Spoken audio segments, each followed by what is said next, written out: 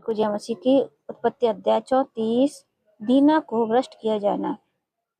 एक दिन लिया की बेटी दीना जो याकूब से उत्पन्न हुई थी, उस देश की लड़कियों से भेंट करने को निकली।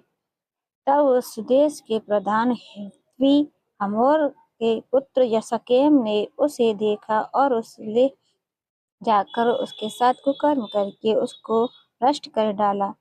तब उसका मन याकूब की बेटी दीना से लग गया और उसने उस कन्या से प्रेम की बातें की और उससे प्रेम करने लगा। अतः शकेम ने अपने पिता हमोर से कहा, मुझे इस लड़की को मेरी पत्नी होने के लिए दिला दे। और याकूब ने सुना कि शकेम ने मेरी बेटी दीना को अशुद्ध कर डाला है, पर उसके पुत्र उस समय पशुओं के संग मैदान में थे, इसलिए वह उनके आने तक चुप रहा। तब शकेम का पिता हमोर निकलकर याकूब से बातचीत करने के लिए उसके पास गया। याकूब उनके पुत्र यह सुनते ही मैदान से बहुत उदास और क्रोधित होकर आए, क्योंकि शकेम ने याकूब की बेटी के साथ कुकर्म करके इजराइल के घराने से मूर्खता का ऐसा काम किया था जिसका करना अनुचित था। हमोर ने उन सब से कहा, मेरे पुत्र शकेम का मन तुम्हारी बेटी पर बहुत लगा है, इसलिए उसे उसकी पत्नी होने के लिए उसको दे दो और हमारे साथ ब्याह किया करो। अपनी बेटियां हमको दिया करो और हमारी बेटियों को आप लिया करो।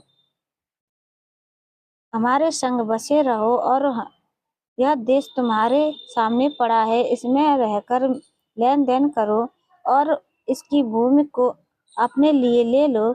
शकेम ने भी दीना के पिता और भाइयों से कहा, तुम यदि मुझ पर तुम लोग की अनुग्रह की दृष्टि हो तो जो कुछ तुम मुझसे कहो वह मैं दूंगा।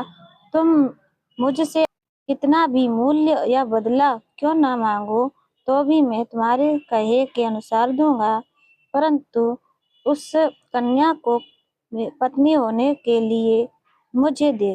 तब यह सोचकर कि शकेम ने हमारी बहन दीना को अशुद्ध किया है, याकूब के पुत्रों ने शकेम और उसके पिता को छल के साथ तो यह उत्तर दिया, हम ऐसा काम नहीं कर सकते कि किसी खतना रहित पुरुष को अपनी बहन दें, क्योंकि इससे हमारी नामधराई होगी।